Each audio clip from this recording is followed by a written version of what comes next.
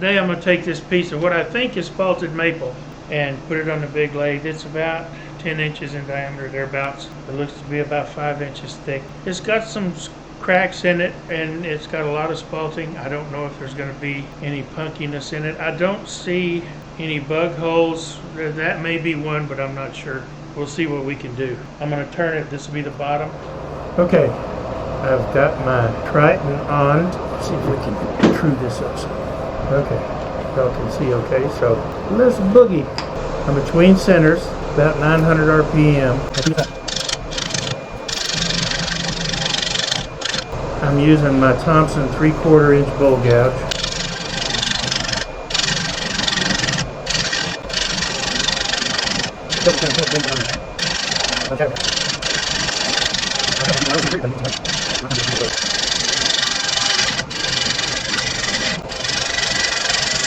A little punky, it's not horrible.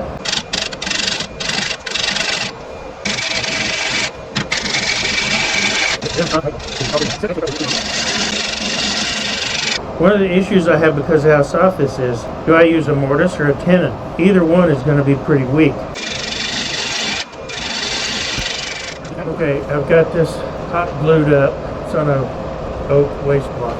So all I want to do is true this up a little bit, and I'm going to hollow this down to, I think I said about an inch.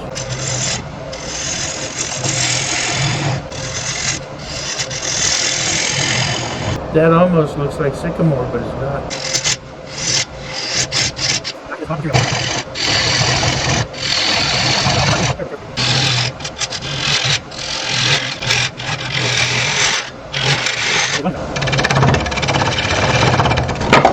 I was afraid of that. I felt it coming. In looking at this further, I think this is actually Spalted Sycamore. I've never seen this kind of grain in maple, but I have in sycamore. And I believe this may be a piece of Spalted Sycamore that Kim Tippin sent me a couple of years ago. Because it's spalted and a little punky in places, this grain was a little bit weak, so I stiffened this up with some CA, and now I'm going to use my hot glue and glue the block back on.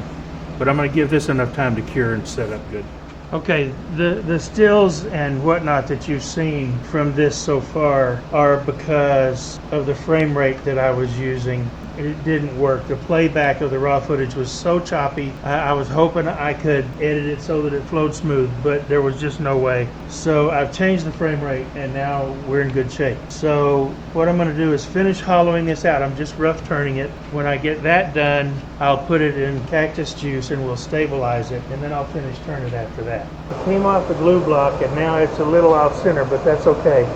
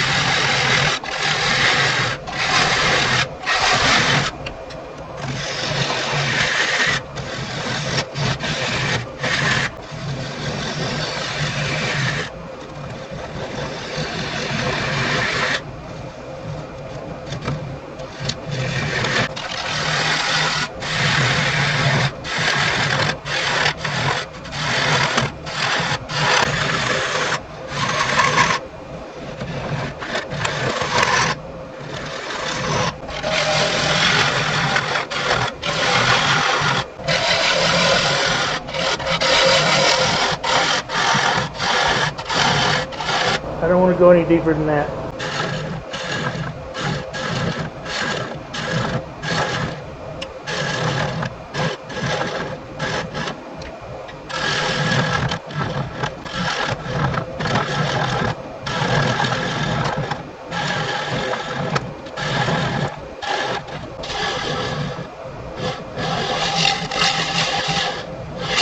This is done. So now it's time to take it over to the workbench, apply some denatured alcohol to the hot glue and let it loosen this up, and we'll take it off, and then I will put it in my vacuum chamber full of cactus juice. We'll stabilize it with that resin, then I will put it in my toaster oven to cure it.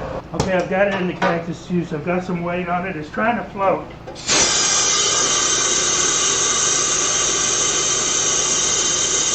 it will eventually sink as it starts absorbing resin. And I'll let this work for a little while and I'll hit it again, keeping track of how long I'm pulling a vacuum on it. Okay, I got it to stay submerged. Now I'm drawing another vacuum on it. I'm barely going to have enough cactus juice. Nearly a full gallon in there. It was up to here. So it's nearly a full gallon. That's not the best vacuum pump to use for this. You really need an industrial HVAC vacuum to get the best vacuum you can on this. This should serve for my purposes. I've been successful with it in the past. I will come back when it's all said and done and I'm ready to put this in the oven. Well, it looks like the fat boy may be in trouble. This is my toaster oven. It's about half the size that I remember it being. And I don't have time to run to Goodwill or whatever and try to find me another one. I forgot to show the level of the resin in the bucket before I took it out. The level had dropped about 2 inches above the top of the bowl. So it soaked up a lot of resin. Now I'm just letting it drain. When I'm satisfied with how much is drained off, I'll go start the cooking. Billy, how you gonna do that? Your toaster oven ain't big enough. I had an idea. Remember I said this jug was this full when I started? That's how much resin that bowl used. Wow. So what do you do if the blank that you stabilize with cactus juice is too big to fit in your toaster oven? Well, if you're lucky enough to have a gas grill that's not worth a crap for cooking anymore, but it still functions, you use that. And right now it's running between 250 and 260. So that should be about right. Cook it for, I don't know, 45 minutes or so should be good enough. Okay, I think this is cured long enough. I hope it's dry enough. I've got my center point here. I think I'm gonna cut a mortise. I need to true this up a little bit more, but I'm gonna cut a mortise and I'm using the chuck as a drive. Hopefully this will let me get it all centered. It's a little out, but I've got plenty of material to work with, so I think we'll be okay.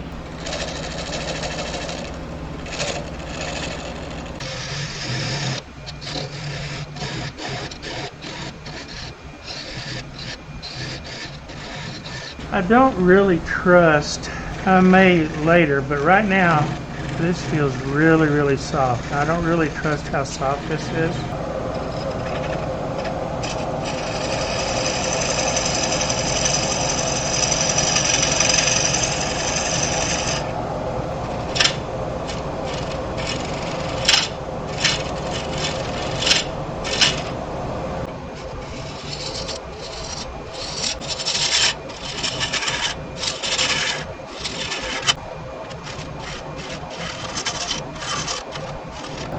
It is still wet. I'm swinging down. Maybe using the gas grill wasn't the brightest idea after all. It caught fire, but I put it out, and I think it's going to be okay. Hopefully it'll still be turnable. We'll find out. Let's get back on this thing. You're not going to be able to see what I'm working on, but I'm actually, from the other day when I filled these cracks with black CA, I'm going to smooth those off.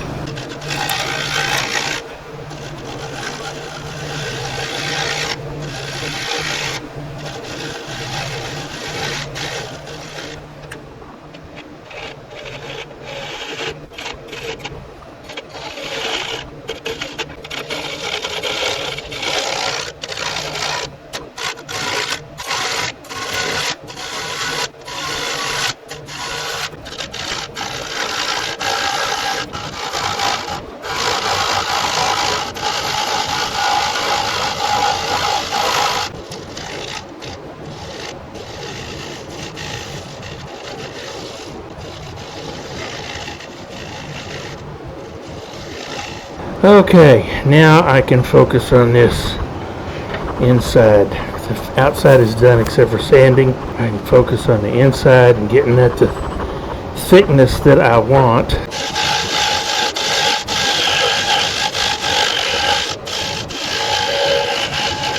That's actually giving me a pretty nice cut. That's a sandable cut, and it's not terribly aggressive because I'm holding it on its side, and I'm happy with that thickness.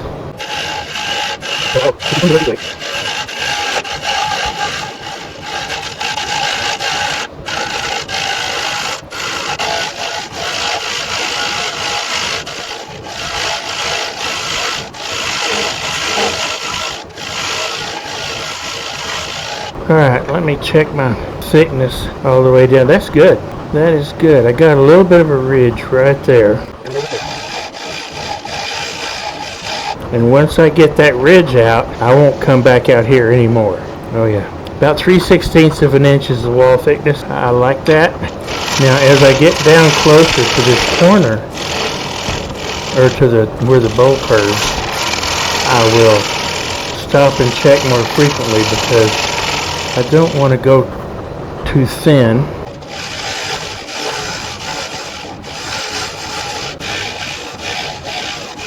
I got a question the other day. Billy, why don't you use one of those gauges like everybody else? Simple answer is I don't have one. I haven't felt like either making one or buying one. And my fingers pretty much, I mean, unless I'm doing a vase, something on the inside, and I have a laser for that. But my fingers tell me everything I need to know. So let's start taking some of this bottom out.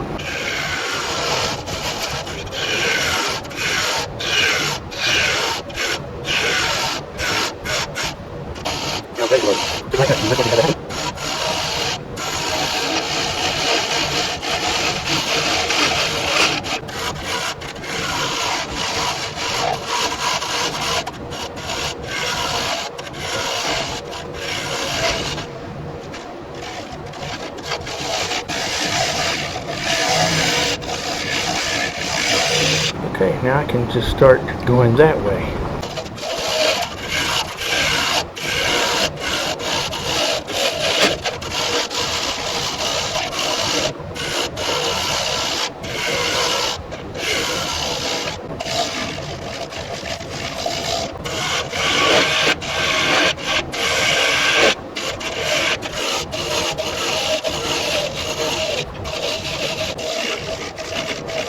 Okay, I'm actually fairly happy with that. I got this ridge to get out, but it's coming along nicely. That may be a little thick yet right there.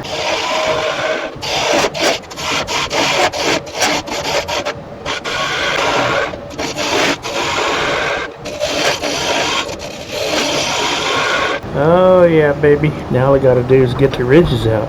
I'm very happy with the depth and the shape. Now it's just a matter of smoothing it up.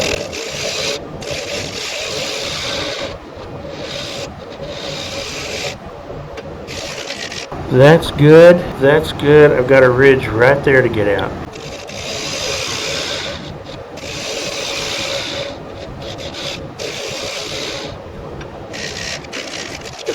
The turning is done. Or at least the turning on the outside and the inside. I still have to turn the bottom. But now we can start sanding. Okay, I'm going to use my inertia sander, inside and outside. I'm going to sand to 600.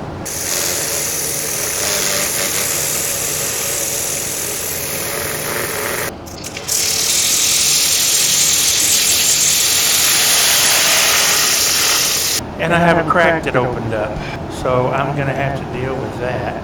I don't know why that opened up, but it did. It was fine earlier. Not only did it open up, it's actually wide. So let me get this taken care of and I'll be back.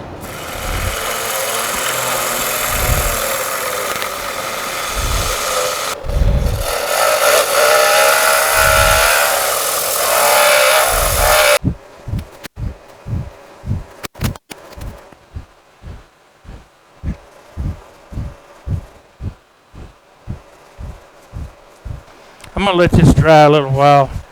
It didn't raise the grain much because it's been stabilized. So, but I'll knock this back with a white Scotch Brite. Then I'm going to shoot the finish in it. I'm going to use lacquer. And then after it's dry and cure, then I will flip it around and we'll finish the bottom of this baby. Okay, I've got the first coat of lacquer on the inside of the bowl. And I will repeat this process every 30 minutes until I'm satisfied with how it looks. And then once it's cured, I will turn it over, put it back on the lathe, finish the bottom, and then I'll re-lacquer that. So that's where we are right now. So it looks a little different than the last time you saw it, doesn't it? That's because I've stripped all of the lacquer off. There's something going on, I think, with the cactus juice, the stabilizing resin.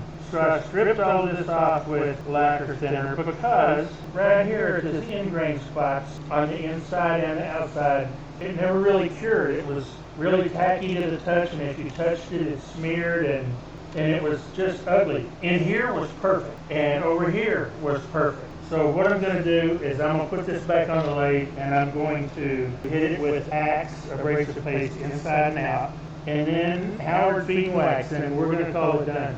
I still have to turn the bottom up, so let's go get all that taken care of.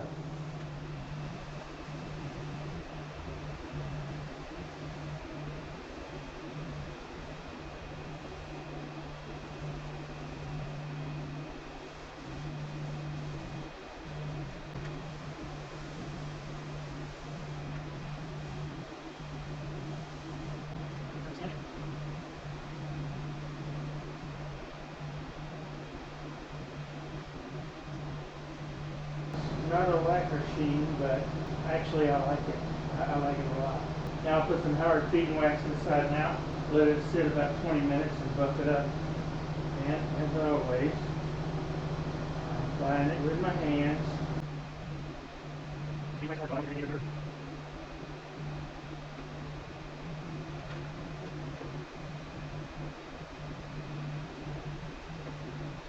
This Howard feed wax is actually soaking in places. That's cool. Use this first to remove the excess wax. Now crank the speed up a little bit.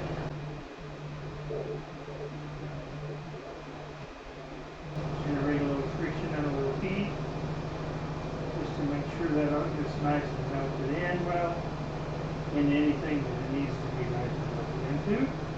And that looks really nice. Like I said, that's no high gloss lacquer sheen, but that's a really nice luster, and it blows beautiful.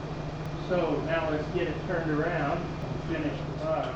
As you can tell, I switched back to the 3520. I started this on the 3520, and then I had a project on it and moved over to the 2014. But I've always got a project running on one of the two of them, which is one of the reasons I have two Vader lathes anyway.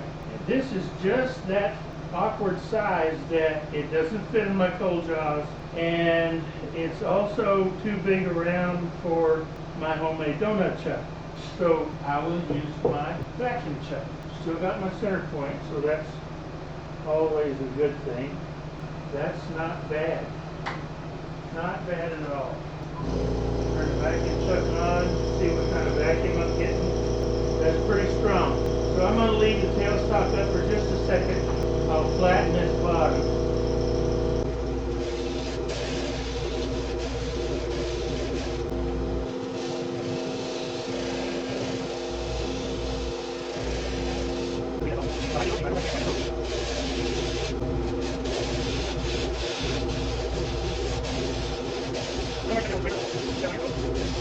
That looks nice. I can get this out of the way. Get my little elbow hook around there.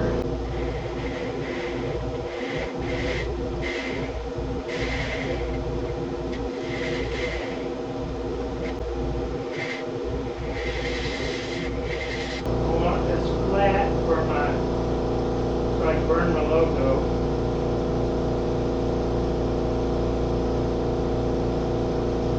That's pretty flat. Now as soon as my raning iron gets up to temperature, I'll come back.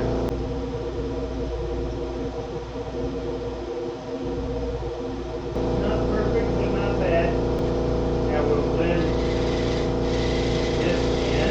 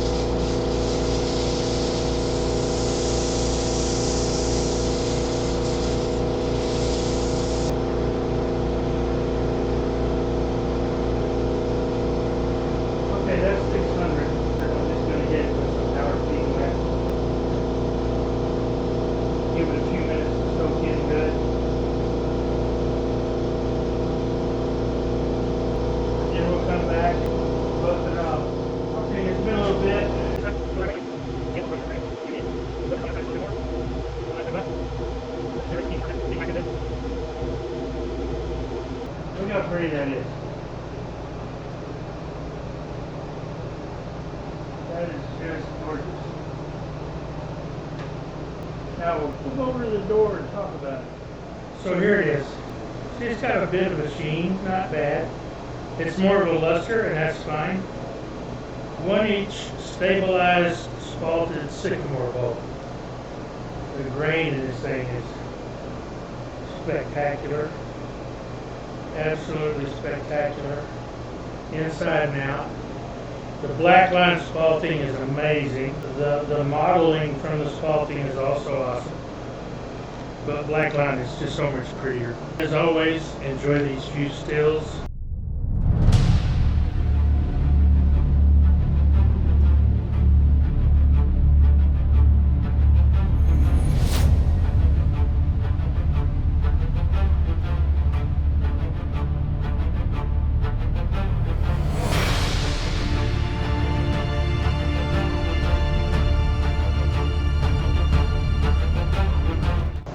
This bowl will be on my website soon. I have tape measures all over the shop, and they were all in one spot. As you can see, it measures about 9.5 inches wide. It's pretty thin, 3/16 of an inch at the most. It is 4 inches tall, so 9.5 by 4, nice dimension. Pretty little bowl.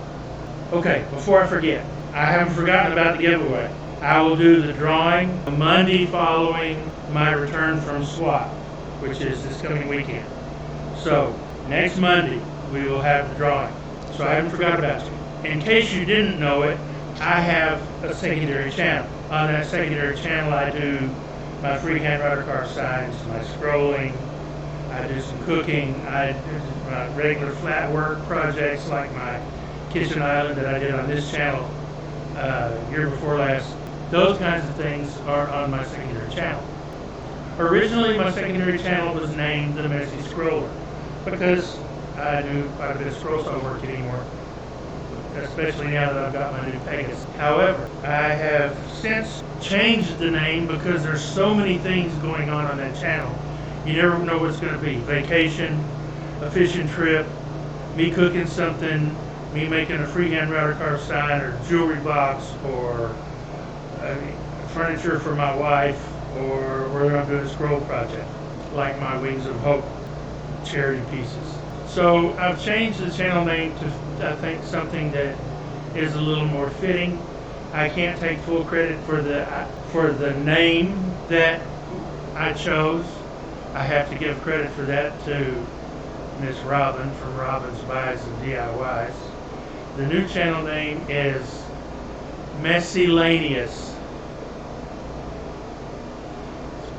Fits perfectly. It's a combination or a cross between the messy whatever and miscellaneous, because that's what's on that channel. I'll put a link to Messyllaneous right up here if you haven't been there. Check it out, much appreciated. A lot of good cooking recipes on that channel already, and well, I say a lot, 9 or 10, and more to come. So go check it out and just look at that pretty boat.